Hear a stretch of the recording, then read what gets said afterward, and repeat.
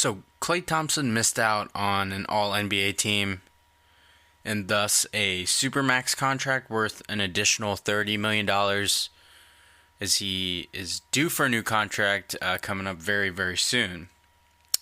So after he learned he didn't make the All-NBA team, Klay Thompson said, quote, "Oh, I didn't? When you go to 5 straight finals, it takes more than a couple All-NBA guys." Later went on to say, "Do I think there are that many guards better than me? No." End quote. Petty alert, petty alert, petty alert. Petty alert to start the episode. Strap in, number one podcast listeners. Permission to join Team Petty for Klay. I mean, it's kind of shit he missed out on after his great season. He probably should have been an All-NBA. Denied. Petty alert. Petty alert, petty alert. He's still on the Golden Snake Warriors, right? You didn't think he'd actually be approved, did you? Petty alert, petty alert, petty alert. By the way, speaking of petty alerts, Godspeed to Klay as he makes $38.2 million per year instead of $44.2 million per year. It will be very unlikely he can afford another toaster, so please continue with the freebies, all you fans of the Snakes of Oakland. Hashtag pray for Klay. Hashtag thoughts and Clayers.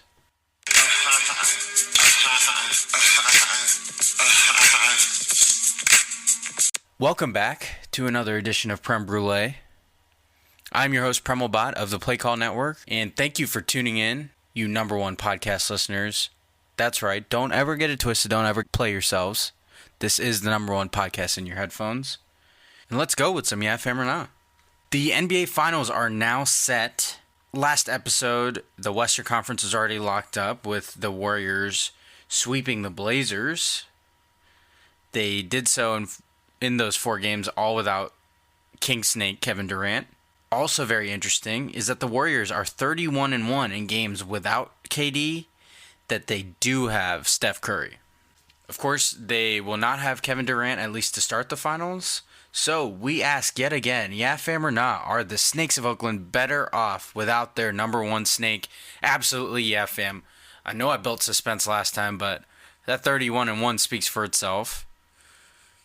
This stupid-ass team had 73 wins before the King Snake joined them, so there's no reason that they should need him. Petty alert, petty alert, petty alert. So yeah, fam, they're better off without him. Let him leave. Goodbye. I wouldn't mind to see them win and it diminish Kevin Durant's 0 rings or the 2 you imaginarily think he has even more. Petty alert, petty alert, petty alert. In the East, it was number 1 versus number 2, the Milwaukee Bucks versus the Toronto Raptors, the 2 seed. After the Bucks went up 2-1, the Raptors ended up with 4 straight wins to finish out the series, 4-2. It is the first time the Bucks lost even 3 straight games all year long. They did it, of course, no different than previously. They rode on the back of Kawhi Leonard, whose knees and back have seemed to be gimpy, I assume, from carrying the team. So here we have it. The first time the Raptors go on to the NBA Finals, they will face the Golden Snake Warriors. Stay tuned later for my pick. And if you're keeping tabs at home, I've done pretty damn well this playoff, so you may want to take note. Next up on Yeah Fam or Not, it's kind of an interesting one. So, RJ Hampton is the number 5 overall recruit according to ESPN's ESPN 100. He announced he will forego college to play pro basketball. He signed a contract with the New Zealand Breakers in Australia's National Basketball League, the NBL. Hampton becomes the first American player to willingly forego college for playing international ball. You may be thinking, that's not exactly true. Well, players like Brandon Jennings, Emmanuel Mudiay, and Terrence Ferguson, who all signed overseas previously and made it to the NBA, they did so amid concerns regarding their academic and amateur status, so therefore their eligibility. So instead of even dealing with it, they went overseas to play. And spend their mandatory 1 year before they can put their name in the NBA draft prospect pool. Hampton told ESPN's Get Up, quote, "My number one goal is to play in the NBA. I wanted to be an NBA player before I ever wanted to be a college player. This is about getting ready for the next level faster and more efficiently." End quote. Hampton's move comes as a surprise. He had recently cut his college recruitment list down to Kansas, Memphis, and Texas Tech, and had previously fielded scholarship offers from Duke and Kentucky, amongst others. Kind of worth noting, the NBL launched a program called the Next Stars program to attract one-and-done players. So players like Terrence Ferguson last year or RJ Hampton can sign professionally for what equates to about $78,000 of annual salary. And that salary does not count against a roster spot for a team in the NBL. And the contract is paid for by the league instead of the club. So basically incentivizing teams to find these one-and-done players with exemptions. So my yeah fam or nah, after all that background, is RJ Hampton's move opens the floodgates for this to be a real option for recruits moving forward. Yeah, fam. Why not? Just like Hampton said, his goal is to play in the pros, not college ball. The draft rule needs to change, plain and simple. I think a lot of us agree on that. Otherwise, the NBA and NCAA will suffer. This opens the floodgates. He's going to earn money, learn to be a pro, train with pros. And more so, he picked a team in the NBL that's partially owned by former NBA pros Sean Marion and Matt Walsh. It's perfect. Listen, we can't be pissed when one-and-done players don't value school and they're just here to play ball, don't care about being a student, and then also be pissed when a high school recruit goes and just plays ball. You can't have it both ways. If they agree for the draft age to be back down to 18, this will solve a lot of those problems. The players that really want to try out college and think they want that lifestyle will go there. The product will get better as a result because you have young men wanting to be there. And those that want to go pro can.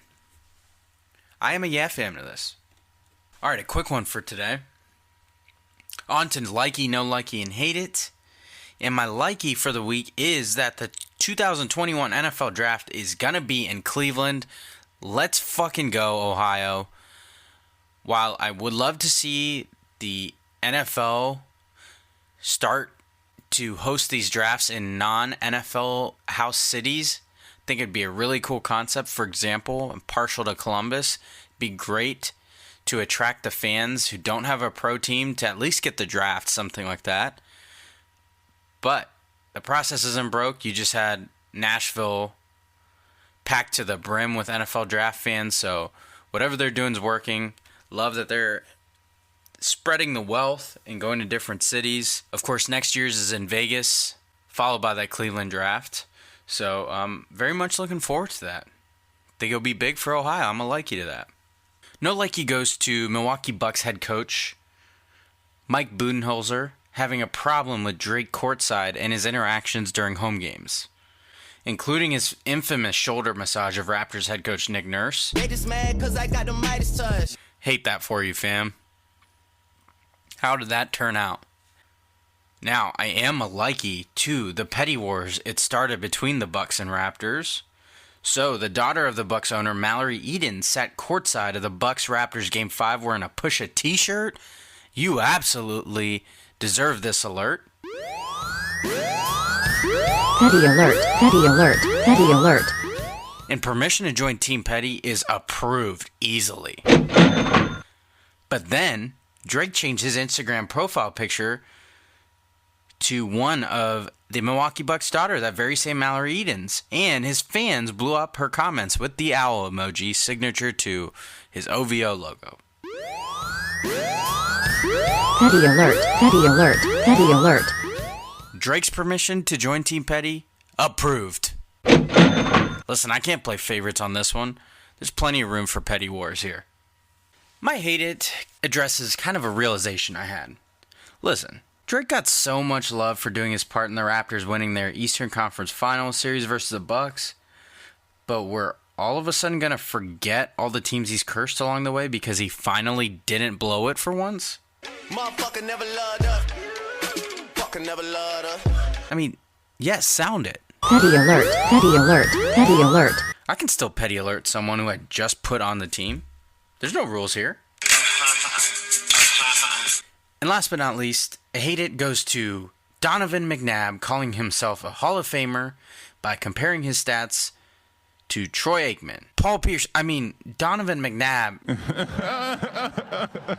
is out here calling himself a Hall of Famer by comparing himself to Troy D. Wade Aikman. This is the exact same concept as Pierce Wade. You can make the case that they're apples to apples, but one apple is a Honeycrisp, and the other is like a green apple. Sure, some people like them, but those people are wrong. And those people are Paul Pierce, Donovan McNabb people. Fuck your apples to apples comparison. We all know Honeycrisp is a goat. Joker, you know what time it is. On to You Played Yourself. You know that's what we came here for. The first You Played Yourself goes to the NFL and the NFL Players Association. So, they announced 2 joint agreements that will support further resources directed to address pain management and behavioral health. It's fantastic. Not the reason why it's on You Played Yourself. Obviously. These are all great issues, but here's some advice on that first agreement. That one with the further resources to address pain management. NFLPA and NFL, you guys can pay me way less for this advice. How about you just take fucking weed off the banned substances list? You're welcome for the cost savings. We're going to act like a lot of these pain management and painkiller abuse issues don't stem from the fact that these gateway drugs are allowed, these opioid gateway drugs, leading to full-on use when there's cannabis that won't do the same. Also, this is a two-parter because NFL insiders, namely Ian Rappaport of the NFL Network, have reported that early talks for the next CBA between the NFL and NFLPA are going well. So much so that while unlikely, Rappaport even mentioned extending the current CBA as even something that's been considered. Really? After all the issues we've heard about the CBA from the players, don't get me wrong, I'd love for football to not have a stoppage, but this seems totally opposite of everything we've heard. If the players want better, they got to take a fucking stand. Otherwise, what are you complaining about? You Played Yourself goes to the Milwaukee Bucks. It doesn't fucking matter that the Bucks hadn't lost 3 straight games all season long if the first time they do is when it matters most. The best team in the league? Nah, you're just the best team in the regular season. The Snakes of Oakland and the Raptors will let you gladly keep that regular season title all day long. You played yourself, Milwaukee. Don't you dare associate your Go Bucks with our beloved Buckeyes. Petty alert, petty alert, petty alert. Staying with the theme of losers in the conference finals, the Portland Trailblazers are next up on You Played Yourself. So, the Trailblazers led for more minutes in the series than the Warriors by a 101-83 minute margin. Quote, "We were very competitive in this series, even though it was a sweep." Portland coach Terry Stotts said after what he described as a special season ended with an overtime loss and a sweep. This sounds like a bunch of participation trophy bullshit. You lead for 101 minutes, and not one of those 101 mattered because you led for 0 games. You played yourself. Take your fucking consolation. We wanted you to take down the fucking Snakes. Nobody gives a shit about your sweep you're trying to find silver linings for. You Played Yourself goes to some sports news outlets debating whether Steph Curry would have a better legacy than LeBron James. I know it's slow between games in the middle of the summer, but please, can we refrain from wasting our time? Are rings really everything to you fucking schmoes? Making these stupid ass debates just so you can get traction with your fucking hot takes? Leave those to me. Based on your fucking logics, Adam Morrison and his 2 rings, along with his dirt stash, are more impressive to you than Charles Barkley or Patrick Ewing in their Hall of Fame careers. Or Adam Morrison is just as impressive as Hakeem Olajuwon, right? Same amount of rings. Don't waste our fucking time and insult us. LeBron James is arguably the best player of all time. Steph Curry has 1 fucking ring. Petty alert, petty alert, petty alert. And by the way, 0 NBA Finals MVPs. And we're debating legacy. Petty alert, petty alert, petty alert. Yeah, you can sound it. But whatever. I'm fucking right. Matter of fact, fuck anyone thinking there's anyone better than LeBron James on this fucking planet. Just because he's not in the playoffs. Toronto Raptors, y'all have him to thank for you making your first finals. Drake, how about you go fucking massage LeBron's shoulders, not Nick Nurse's? In world, hop off Kawhi Leonard and start sending thank yous to LeBron James for not bouncing y'all asses out of the playoffs once again. Because you already know he's your dad, fucking LeBronto. Oh, and by the way, back to Drake, I couldn't say it better than my cousin Rush. Drake, being the second best player on this Raptors team, champions of the East, does not happen unless LeBron sacrifices himself to the fucking Western Conference. Nothing but love and respect for our president, our God, LeBron James. Don't you ever play yourself. Toronto, start fucking packaging up all your maple syrup, all the goods you got in Canada, and thank LeBron. Thank your lucky stars he's not in the Eastern Conference, spanking y'all asses out of the playoffs once again. Petty alert, petty alert, petty alert.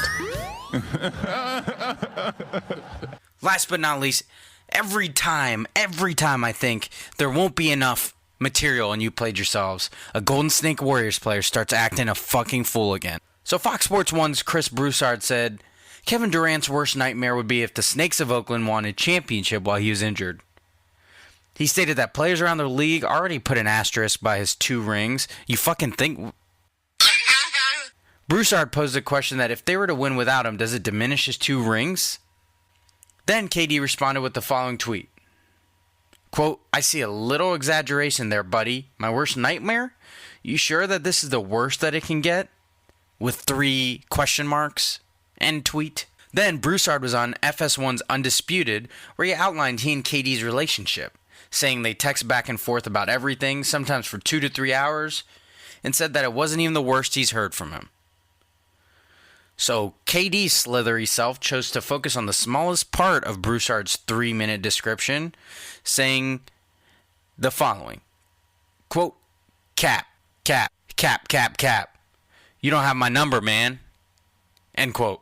Then Broussard responded on Twitter saying, IG, DM, Twitter DM, text, it's all the same thing nowadays, dude. Don't act like I'm lying. Like, are you fucking kidding me with this sensitive ass? KD's that person that doesn't know how to argue. He's nitpicking small, tiny-ass words instead of addressing the actual point. It's a losing battle, King Snake. And to Chris Broussard. Breaking news. My sources tell me you fucking lost to Chris Broussard. You fucking King Snake, slithery ass, 0 ring having Kevin Durant. And by the way, let me backtrack. An asterisk on his 2 rings? Where are you getting this 2 ring figure from, Chris? Petty alert, petty alert, petty alert.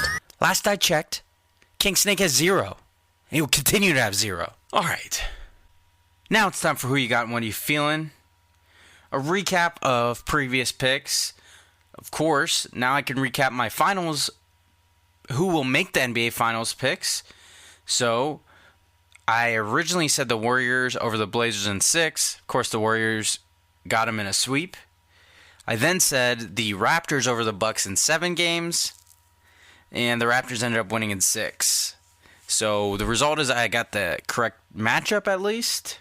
The other pick I made just last episode was who the Grizzlies should take at number 2 in the upcoming NBA draft, Ja Morant or RJ Barrett. Of course, Ja Morant is where everybody is leaning, including the Grizzlies reportedly. They see him as a heir apparent to Mike Conley, or will move on from Mike Conley by drafting Ja Morant. I am on team RJ Barrett here. I think the Grizzlies should take him and add him to a pretty solid lineup and see how they do. So time will tell. And as promised, this week's picks are NBA Finals related. Of course, it's Warriors versus Raptors, and the Raptors do have home court advantage by virtue of a better record. Even though they were a 2 seed in the East, the record was still better than the Warriors by 1 game in the regular season. The Raptors won both meetings during the regular season. And as I said earlier, there is no KD, at least to start the series. Can Kawhi continue his unreal production? So I wanted to make my prediction and then who I think will be NBA Finals MVP. I am saying the Golden State Warriors win in 6 games. I think they close it out at home. If you're doing the math here, they would be getting their clinching victory in Oakland. And as NBA Finals MVP, maybe Steph Curry finally breaks the mold and gets that illustrious Finals MVP that he has gotten beaten out by the likes of Andre Iguodala and Kevin Durant. Yet, remember, his legacy is better than LeBron James, guys. We're actually debating that. Real professionals were. But no. You already know what kind of podcast this is. Petty alert, petty alert, petty alert. Some petty shit. So my pick for NBA Finals MVP is going to be Klay Thompson. He's going to be Klay Thompson and his Velcro goatee beard. As for what I'm feeling, I got to see the new Aladdin movie. I highly recommend it. They made just the right amount of changes so it's nostalgic and not trying to outdo the masterpiece so special to a lot of our childhoods. And also an incredible birthday/Memorial Day weekend with my people. Loved every second of it. And on that note, my too much sense for this week, the advice you didn't ask for, but I'm going to give you anyway, is to make time for the people that make time for you. If they show you they care, why not show them that love back? Give preference to those people that gave you preference. And that'll wrap up another edition of Prem Brulee, the #1 podcast in your headphones. That's right, don't ever get it twisted. Don't ever play yourselves. I've been your host, Premal of the Play Call Network. You know the drill. Please rate and review the podcast. I'd greatly appreciate it. Pass it on to someone you know. Please check out all of our other Play Call Network podcasts. And we will talk to you next time. And in the meantime, make sure you hashtag pray for Klay and you send out those hashtag thoughts and Clayers.